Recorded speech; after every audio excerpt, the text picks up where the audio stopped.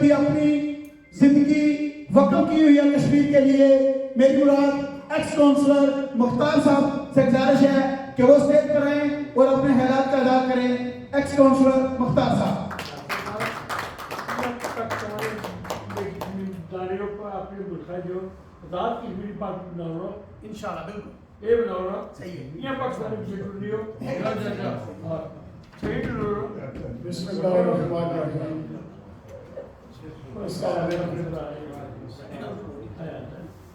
मेरे ख्याल में यहाँ पे आप लोगों ने बेशुमार बातें सुनी हैं जिनमें बेशुमार दूरंदेशी है, अक्ल और नसीहत है। हर बंदे ने अपने ख्यालों का जज्बात अपने जोश से किया है। इसी तरह दुनिया भर में चाहे वो कश्मीरी है और चाहे वो है जो किसी किस्म के ऑक्यूपेशन को एक्सेप्ट नहीं करता, उसी किस्म की जज्बात है। I think we need to come to a conclusion that the Kashmir will occupy territory. Occupiers and thugs are said. When you stand up to a bully, bullies usually shake. It is until you don't stand up, they keep eating. The occupation of Kashmir will end. When it ends, it doesn't, I don't know. But if we don't give up, the occupation will end. Situation is this, that the world has become a tool for the Zionists and fascists. Hindutva and Modi are fascists. It's not that I'm making it up. You check it. Fascism originates from Hindutva. And the Kashmiris have the right to be free, just like Palestinians have, and every other land that's occupied, whether they are Muslim or not. The unfortunate thing is, the world powers are actually taking over the Muslim lands. They're taking over because there are resources, and these are parts of the world that they want to reoccupy, like they did during the empire. We need to get smart. People here and people who are not here, they all have a sympathy. They all have a thinking. Their occupation is wrong. Occupation cannot last.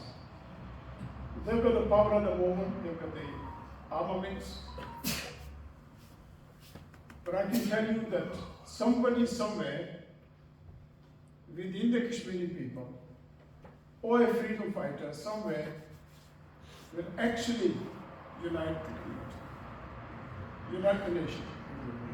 And we need to continue to do that work until that somebody comes. And my request to you is this. Not only here because you're here, you've all got different political affiliations here as well as in Kashmir and Pakistan. I request you, carry those differences, be that, but have a big enough heart between yourselves to unite against the crimes of occupation. When you do that, I bet you, the enemy will shake. Enemy will shake. It's going to be very difficult to defeat them because they have been powered with a lot of armament. But it's not impossible. The Kashmiris have been suffering for a long time. They're suffering massively now. The greatest two injustices in the world history are taking place in Kashmir and Palestine. And you can see that since 7th of October, how much suffering the people of Gaza and West Bank have taken. Not only Israel, but England and the United States.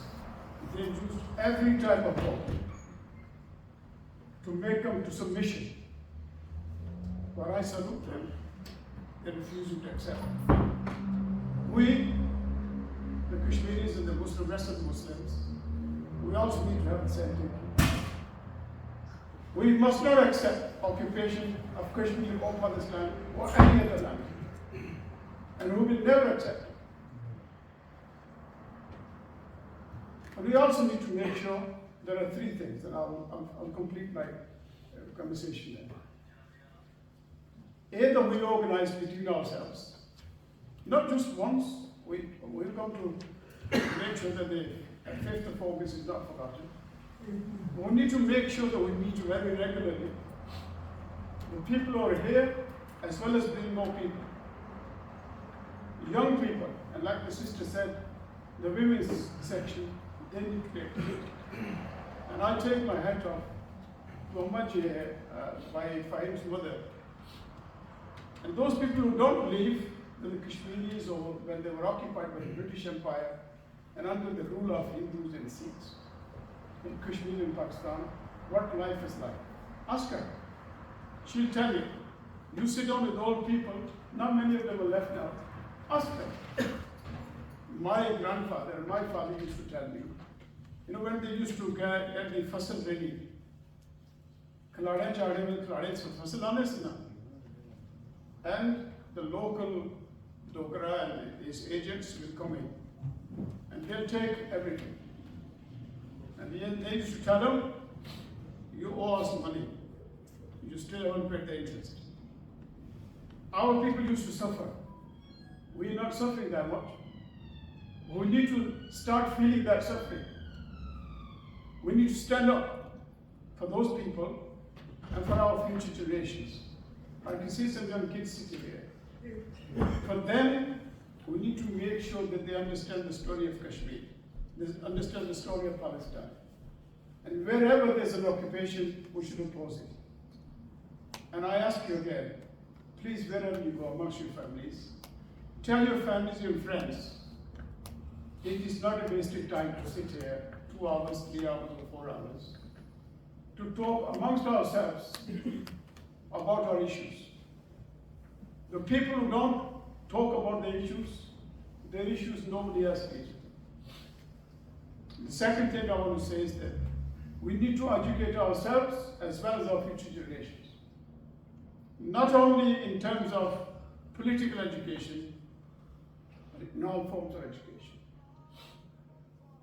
I don't know whether you see it in the way I see it. Wherever you see in the Muslim parts of the world, the countries are being made weak. Their economies are being ripped.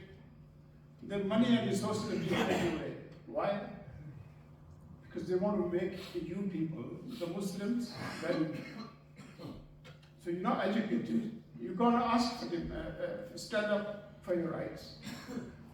And they can do whatever they want. It's happening. That's the blueprint. And that's what's happening in India. Article 370 and 835 is a testimony of that. They have slowly but surely eroded the rights of Kashmiris. The semi-autonomous status was removed, which they agreed to United Nations. But the United Nations is no longer United Nations. The 5 permanent members, and India is the 6th one now, they decide what happens. It is no longer a fair organization. It doesn't deliver justice to other countries.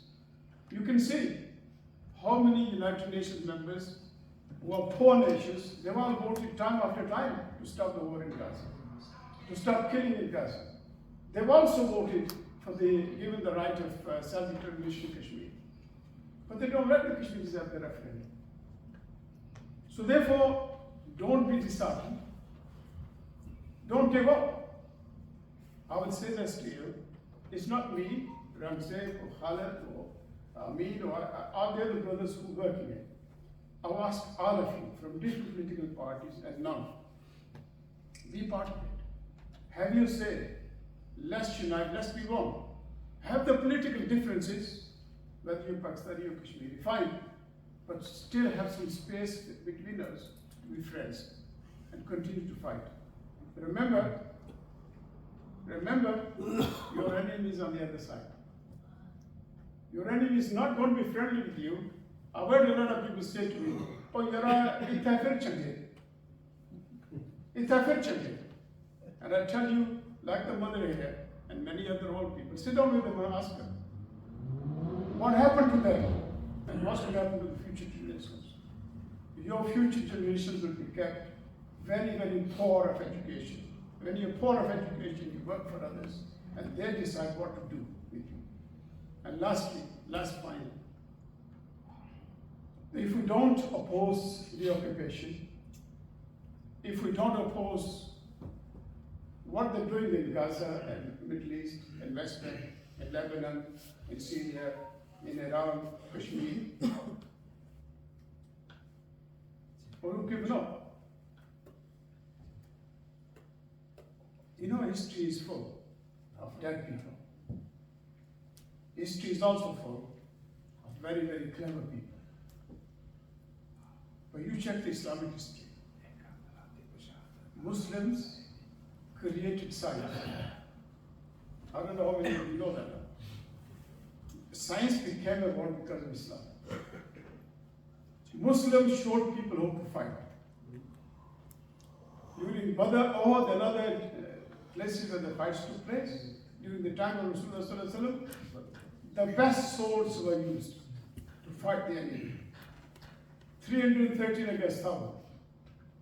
We need to think and equip our future generations with education, with organization, and also how to make the weapons. Nobody's going to sell weapons to you because you are seen to be as, you know, they label you. Every bad label is put on Islam. Every bad label is put on Muslims. Just look around. Don't laugh it off. Laugh, have a laugh, but don't just forget it. And I ask you, please keep. I keep on hearing, or write to the MPs, write to the council. You know, you've elected them. Why should you have to ask them to speak up? Why don't they speak up themselves? Don't have the feeling. If they haven't got the feeling, why do you elect them? Go ask them privately. I don't want to mention any names.